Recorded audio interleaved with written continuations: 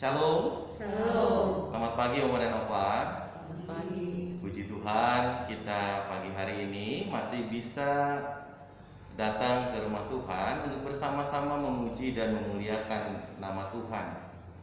Oma dan Opa yang Tuhan kasihi, mari kita syukuri anugerah Tuhan yang kita rasakan dan kita alami dalam hidup kita, dengan kita bersama-sama dengan saudara-saudara kita yang ada di rumah menaikkan bakti dalam kesempatan kebaktian kaum lanjut usia. Mari kita membuka Kidung Jemaat nomor 5. Untuk mengawali bakti kita pada pagi hari ini, saya mengajak kita bersama-sama memuji Tuhan dari Kidung Jemaat nomor 5, bait yang pertama saja. Tuhan Allah namamu, dan kata-kata seterusnya. Tuhan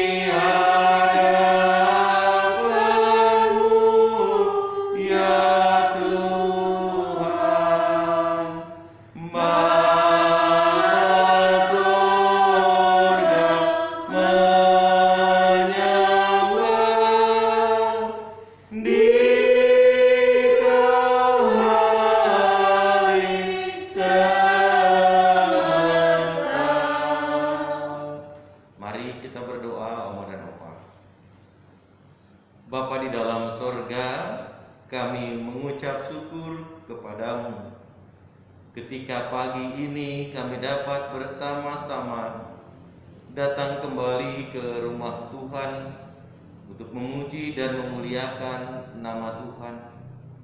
Demikian pula saudara-saudari kami yang juga mengikuti kebaktian ini dari tempatnya masing-masing. Tuhan, terima kasih untuk waktu yang Tuhan telah anugerahkan kepada kami. Kami hanya memohon kiranya Tuhan menyertai dan memberkati, agar apa yang menjadi bakti kami di pagi ini, Tuhan berkenan untuk memimpin, untuk menyertai dan memberkati, sehingga segala yang kami lakukan berkenan di hadapan Tuhan. Kami yang berbakti di gereja dan kami yang berbakti di rumah, kiranya Tuhan tetap pertautkan kami dalam persekutuan yang indah dengan Tuhan sendiri. Di tengah-tengah bakti kami saat ini, kami juga rindu untuk mendengarkan kebenaran sabda Tuhan. Oleh karena itu ya Tuhan, kami juga memohon, tuntunlah kami oleh kuasa Roh Kudus, agar firman yang hendak kami dengar dan juga hendak kami renungkan bersama-sama dapat kami mengerti dan juga dapat kami jadikan sebagai suluh dalam kami menjalani kehidupan ini. Berkati kami selaku kaum usia indah yang akan mendengarkannya. Biarlah penuturan sabda Tuhan yang kami dengar itu pada akhirnya juga semakin membuat kami disegarkan kembali dalam cinta kasih Tuhan. Berfirmanlah kepada kami ya Tuhan, baik kami yang ada di gereja ataupun kami yang ada di rumah, karena kami bersama-sama siap untuk mendengarnya.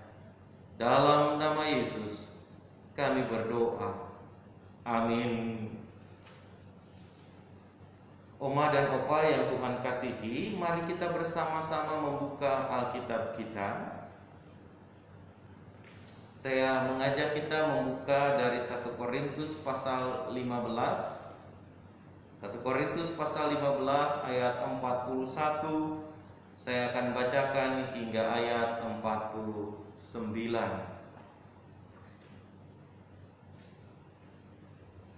Secara lengkap firman Tuhan dibacakan untuk kita semua.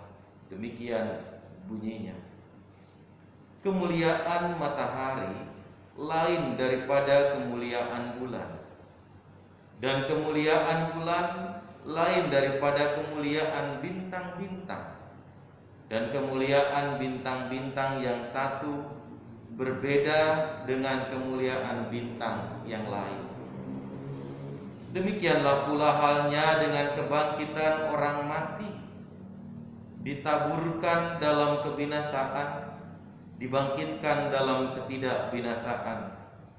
Ditaburkan dalam kehinaan, dibangkitkan dalam kemuliaan. Ditaburkan dalam kelemahan, dibangkitkan dalam kekuatan. Yang ditaburkan adalah tubuh alamiah, yang dibangkitkan adalah tubuh rohaniah. Jika ada tubuh alamiah, maka ada pula tubuh rohaniah. Seperti ada tertulis, manusia pertama, Adam menjadi makhluk yang hidup, tetapi Adam yang akhir menjadi roh yang menghidupkan. Tetapi yang mula-mula datang bukanlah yang rohaniah, tetapi yang alamiah.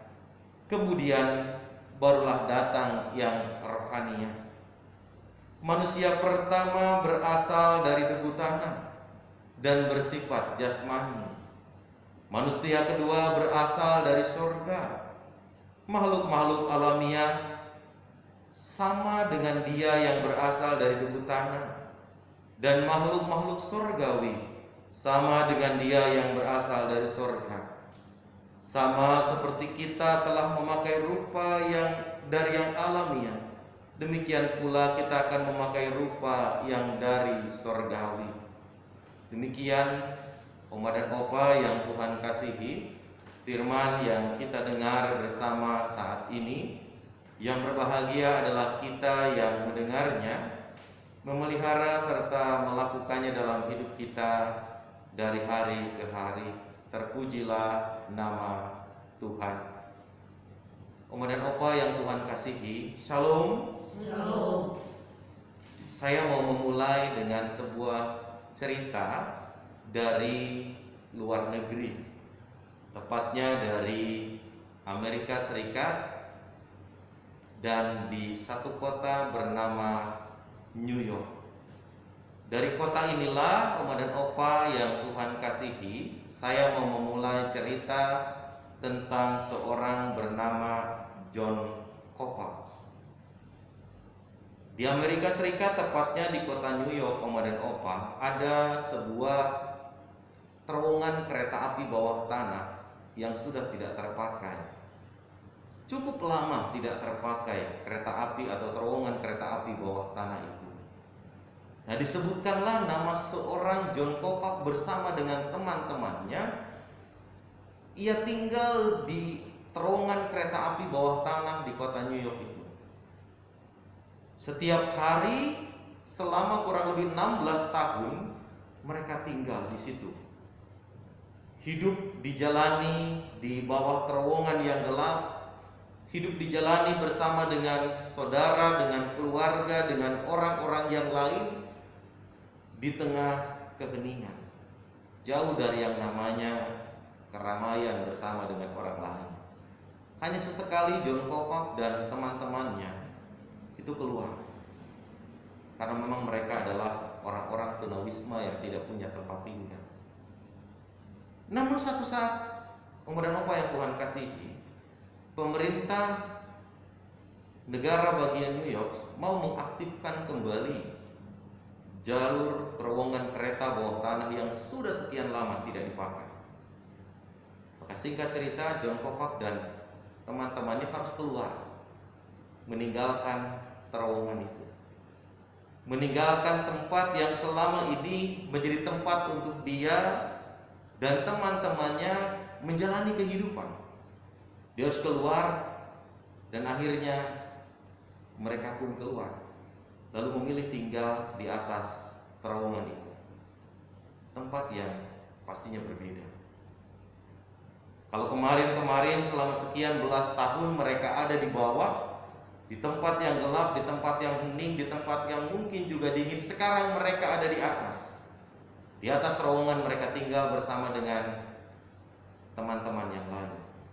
Dan satu kalimat yang diungkapkan John Kopak sungguh menarik ketika dia tinggal di atas terowongan sebagai tempat tinggal barunya. Saya membacakan ungkapan kalimatnya begini: udara di luar sini terasa lebih baik. Saya tidak akan merindukan kehidupan lama saya. Saya tak akan kembali ke sana lagi. Seseorang yang sekian tahun tinggal di bawah terowongan, lalu kemudian tinggal di atas terowongan, memutuskan tidak akan kembali ke sana. Karena rupanya udara di luar jauh lebih baik, jauh lebih memberikan kesejukan, jauh lebih memberikan suasana yang baru dan berbeda. Dan John Kopak berkata, ia tidak akan pernah merindukan kehidupan yang lama. Pertanyaannya sama dengan John Kopak, Oma dan Opa. Kita masih rindu kehidupan yang lama tidak? Artinya bukan sekedar suasana, bukan sekedar kenyataan masa lalu, tapi bisa jadi adalah perilaku-perilaku kita di masa lalu bisa menjadi bagian yang dirindukan oleh kita. Mungkin juga ada di antara kita yang masih merindukannya, tapi mungkin juga banyak di antara kita itu bagian dari masa lalu yang kelam, masa lalu yang kelabu, masa lalu yang hitam. Saya nggak mau lagi di situ. Saya mau memulai sesuatu yang baru. Nah, singkat cerita, penulis kisah, maksud saya penulis surat 1 Korintus, Oma dan Opa, mau menggambarkan, khususnya adalah Rasul Paulus, bahwa setelah kehidupan dunia akan ada kehidupan yang baru di tempat yang Tuhan janjikan. Kehidupan di tengah-tengah dunia yang dikatakan oleh Paulus adalah sebagai kehidupan yang jasmania, itu satu saat nanti akan diganti dengan kehidupan yang rohani. Betapapun kehidupan yang jasmania itu digambarkan di ayat yang ke-41 seperti kemuliaan matahari. Tapi kemuliaan matahari itu tidak bisa dibandingkan dengan kemuliaan bintang-bintang, dengan kemuliaan bulan. Bahkan Paulus menggambarkan kemuliaan bintang yang satu berbeda dengan kemuliaan bintang yang lain. Artinya betapapun mungkin menurut kita, Oma dan Opa, kehidupan jasmania, kehidupan alamiah, kehidupan duniawi itu bisa membawa kesenangan, bisa membawa sukacita, bisa melahirkan banyak hal yang bisa membuat kita tertawa. Paulus mau berkata satu kalimat, itu belum ada apa-apanya dibandingkan kemuliaan hidup yang akan datang. Itu belum ada apa-apanya dibandingkan kehidupan yang baru yang Tuhan janjikan dan Tuhan sediakan. Sekarang kita merasakan indahnya, menyenangkannya kehidupan yang jasmaniah itu.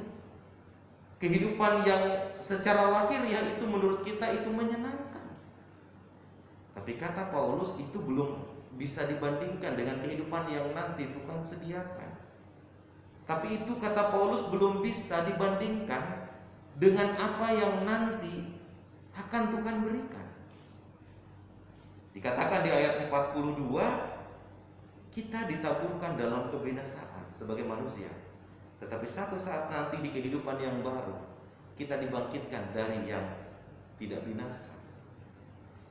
Kita ditaburkan dari yang hina, tapi nanti kita akan dibangkitkan dari kemuliaan. Sesuatu yang baru, benar-benar baru.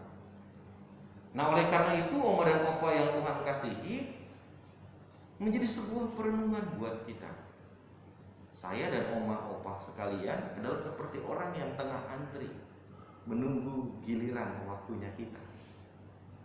Ada di urutan antrian keberapa saya? Ada di urutan antrian keberapa Oma? Kita tidak pernah tahu. Tetapi justru ketika kita sadar betul bahwa kita, saya dan Oma Opa, baik yang ada di gereja ataupun yang ada di rumah, sedang ada dalam antrian itu, kita harus jujur berkata, kita gak bisa nyalip orang yang di depan. Kita juga gak bisa nolak, saya mundur ya ke paling belakang, gak bisa. Kalau antriannya saya di sini, saya harus di sini. Saya nggak bisa maju ke depan, saya nggak bisa mundur lagi. Ya saya harus ngikutin di sini. Siapa di depan saya, siapa di belakang saya tidak pernah tahu. Tetapi yang pasti adalah ketika kita sedang berada dalam antrian menantikan sesuatu yang baru, kehidupan yang baru, maka tentu kita punya kesempatan sekarang. Mumpung masih ada di antrian. Kalau kita sudah waktunya diangkat, ya nggak sempat lagi kita memperbaharui apa-apa. Nggak sempat lagi kita untuk berbuat sesuatu yang menurut kita bisa lebih baik. Nggak bisa lagi. Nah karena itu Paulus mau mengajarkan kepada kita, sesungguhnya apa yang kita alami satu saat nanti dalam kehidupan yang baru betul-betul baru, kata Paulus. Betul-betul memberikan suasana yang berbeda, kata Paulus. Bahkan itu dihadirkan oleh Tuhan sendiri.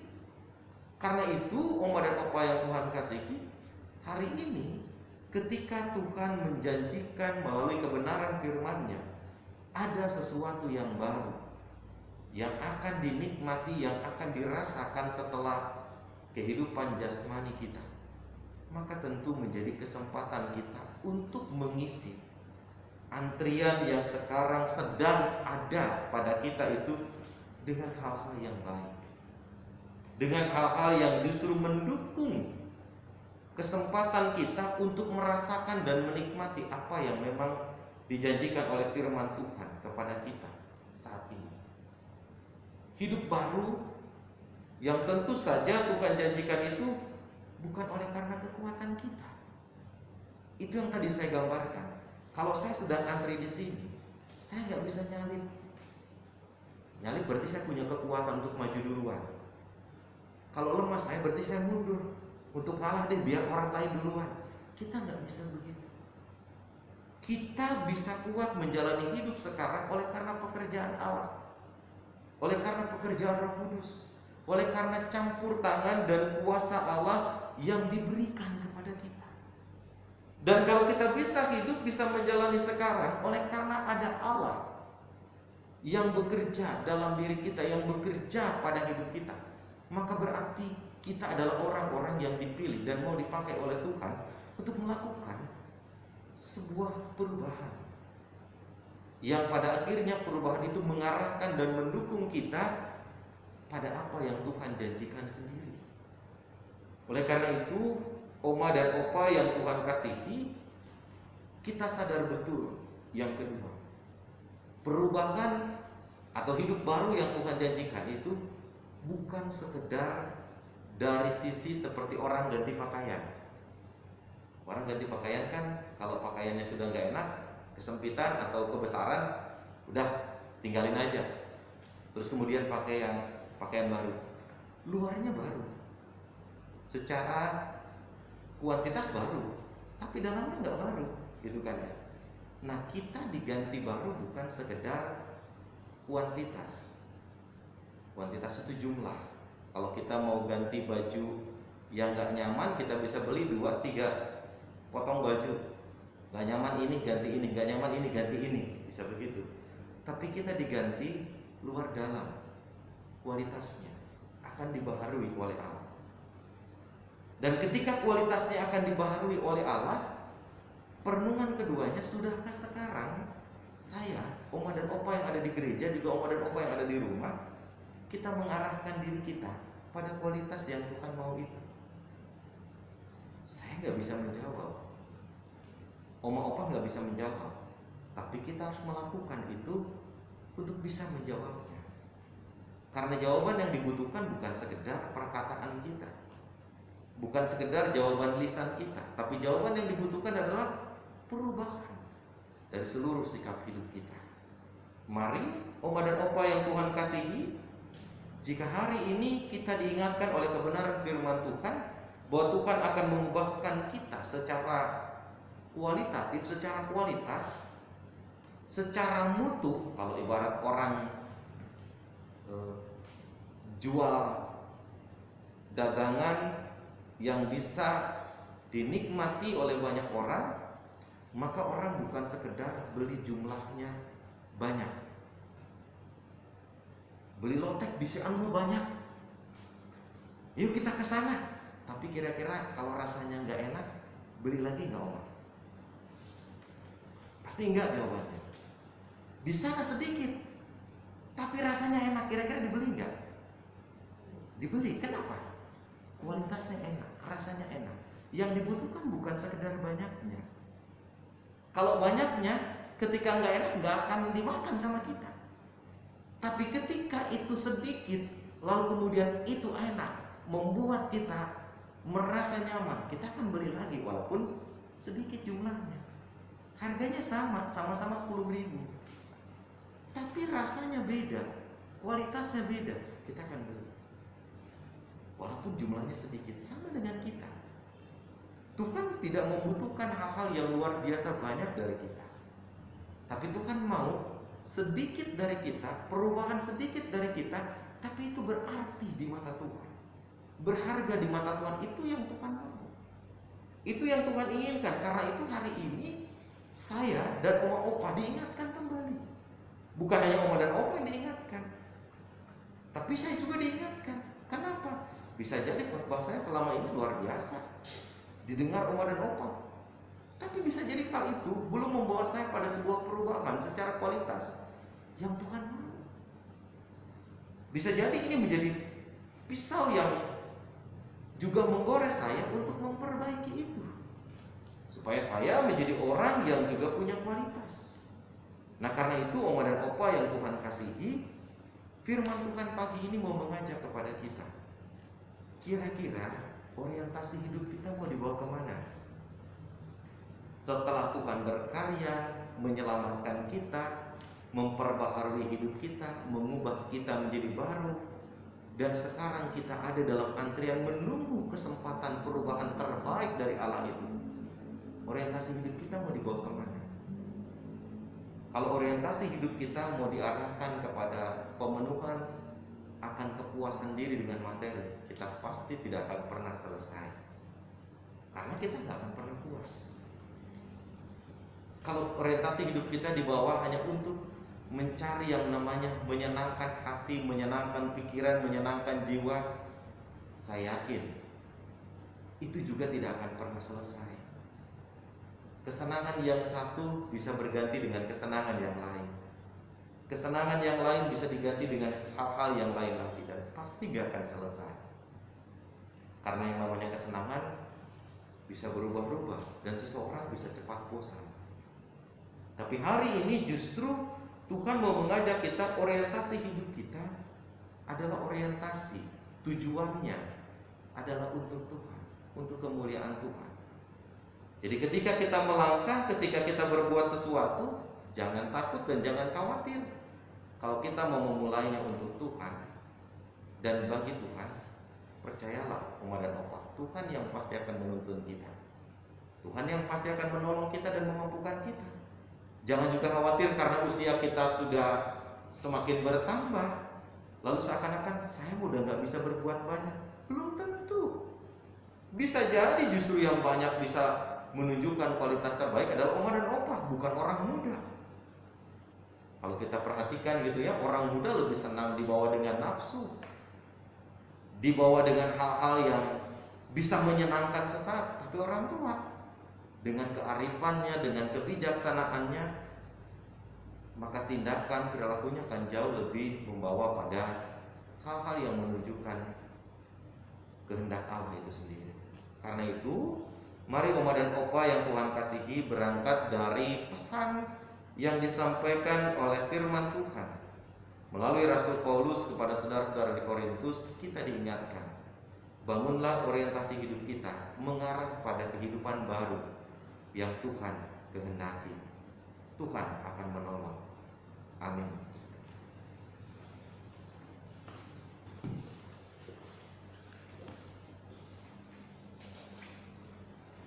Oma dan Opa yang Tuhan kasihi,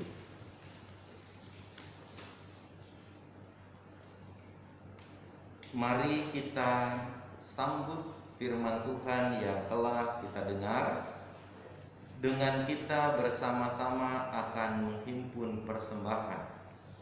Oma dan Opa yang mengikuti kebaktian dari rumah, dapat mempersiapkan persembahannya dengan cara memasukkan ke dalam amplop lalu diberi keterangan untuk kaum lanjut usia, dan persembahan oma dan opah yang di rumah bisa dibawa ke gereja, dititipkan ke anak menantu atau kepada penatua supaya dimasukkan ke dalam kotak persembahan yang disediakan di gereja.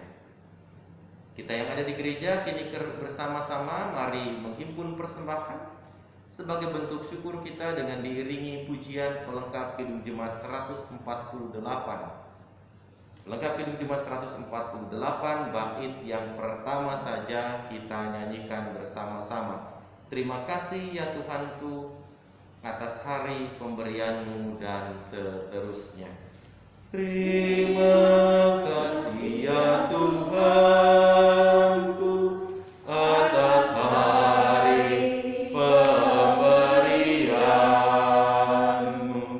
Hari baru limpah rahmat dan dipenuhi oleh kasih-Mu. Kau curahkan pada umat-Mu. Kau curahkan pada umat-Mu. Mari kita berdoa kepada Bapa. Tuhan, terima kasih untuk firman yang telah kami dengar. Ajar kami untuk mengisi hidup baru yang Tuhan janjikan dan Tuhan sediakan, bahkan yang Tuhan berikan dengan karya keselamatan yang telah dikerjakan oleh Yesus Kristus Tuhan kami. Dengan kami menunjukkan kualitas hidup yang berbeda, orientasi yang terarah dan tertuju hanya untuk terus melakukan dan menjalankan perintah Tuhan. Mampukanlah kami ya Tuhan, sekalipun usia kami memasuki usia indah, kami percaya oleh karena pekerjaan Roh Kudus, oleh karena campur tangan Roh Kudus, kami akan dimampukan untuk melakukannya. Terima kasih jika pagi ini kami juga telah dimampukan untuk menghimpun persembahan. Apa yang kami himpun sesungguhnya hanyalah sebagian kecil dari pemberian Tuhan kepada kami. Kami bawa dalam rangka mendukung pelayanan kaum lanjut usia. Saudara-saudari kami, rekan-rekan kami yang ada di gereja, yang ada di rumah, yang saat ini kondisi kesehatannya kurang baik, kondisi kesehatannya tengah mengalami gangguan, Tuhan berkati supaya mereka ditolong dan dipulihkan oleh Tuhan. Kami berdoa secara khusus untuk Ibu Kaplin Jenny Sumendak. Tuhan berkatilah Ibu Yeni supaya ia dapat pulih dan sehat kembali. Berkatilah kondisi kesehatannya supaya dengan ia menjaga diri, ia melakukan apa yang baik demi kesehatan tubuhnya sendiri. Kami memohon segala upaya yang dilakukan oleh Ibu Caroline Jenny, Tuhan berkati supaya itu mendatangkan kesehatan yang utuh. Jika ada di antara kami yang juga kondisi kesehatannya kurang baik, kami mohon Tuhan tolong supaya kami juga dapat kembali pulih, dapat kembali sehat seperti sedia kala. Saudara-saudara kami yang di rumah yang tidak dapat bergabung bersama kami ataupun yang lainnya, Tuhan tetap memberkati, menyertai mereka dimanapun mereka berada. Saudara-saudara kami yang sakit, yang sudah dimuat dalam warta jemaat ataupun belum, kiranya juga Tuhan menolong dan memberkati setiap upaya yang dilakukan. Tuhan, kami bersyukur untuk penyertaan Tuhan kepada kami. Biarlah di tengah pandemi COVID yang terus ada dan masih ada dalam kehidupan kami dikuatkan, kami dimampukan untuk terus berhati-hati ketika kami melakukan sesuatu dimanapun kami berada. Kami patuh pada ketentuan dan protokol kesehatan sehingga itu dapat melindungi kami agar kami tetap sehat dan bugar. Berkati bangsa kami Tuhan, supaya dengan para pemimpin yang takut akan Tuhan dan mau bekerja untuk kemajuan kesejahteraan segenap rakyat di negeri ini, kiranya Tuhan memberkati para pemimpin kami, baik di pusat ataupun di daerah. Berkati juga Gereja Kristen Pasundan, agar kiranya Gereja Kristen Pasundan juga dapat melanjutkan karya pelayanannya. Ya Bapa yang Maha Baik, kami menyerahkan seluruh kehidupan kami ke dalam tangan cinta kasih Tuhan. Jika sebentar kami mau pulang, kami hanya memohon Tuhan menyertai dan memberkati, supaya kami dihantar sampai rumah tanpa kekurangan apapun. Kini bersama-sama mengakhiri doa syafaat kami saat ini, kami mau berdoa sebagaimana Yesus mengajarkan kepada kami dalam doa Bapa kami. Bapa kami yang di surga, dikuduskanlah namamu. Datanglah kerajaan-Mu. Jadilah kehendak-Mu di bumi seperti di surga. Berikanlah kami pada hari ini makanan kami yang secukupnya. Dan ampunilah kami akan segala kesalahan kami, seperti kami juga mengampuni orang yang bersalah kepada kami. Janganlah bawa kami ke dalam pencobaan, tetapi lepaskanlah kami daripada yang jahat. Karena Engkau-Lah yang mempunyai kerajaan dan kuasa dan kemuliaan sampai selama-lamanya. Amin.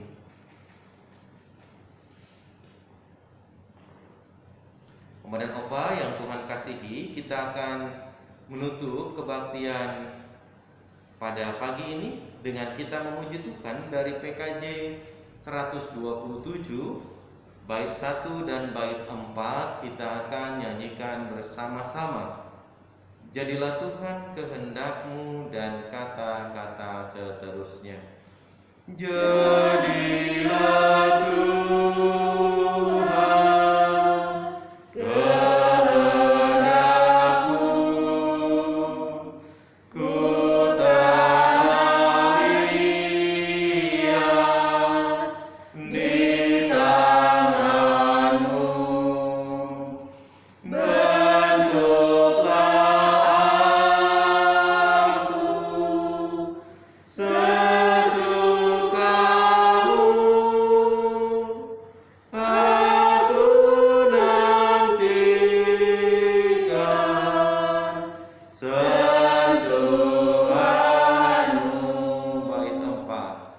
Jadilah Tuhan kehendak-Mu, berilah Roh-Mu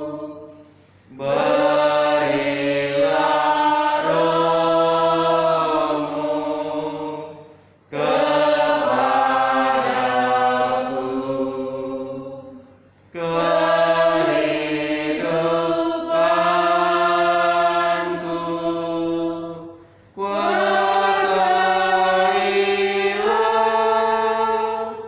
hingga terang Kristus tampak cerah. Kemudian apa yang Tuhan kasihi, mari kita arahkan hati untuk bersama-sama menerima berkat dari Tuhan. Kasih karunia dan damai sejahtera dari Tuhan Allah Bapa kita, kasih dari Tuhan kita Yesus Kristus, dan kasih dalam persekutuan dengan Roh Kudus, kiranya menyertai dan memberkati Oma dan Opa sekalian, baik yang ada di gereja ataupun yang ada di rumah, dari sekarang ini kekal selama-lamanya. Amin. Amin. Amin.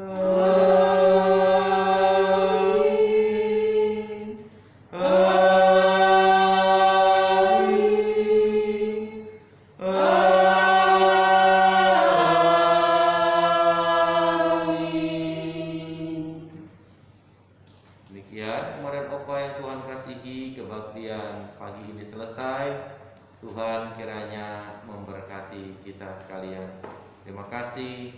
Shalom. Shalom.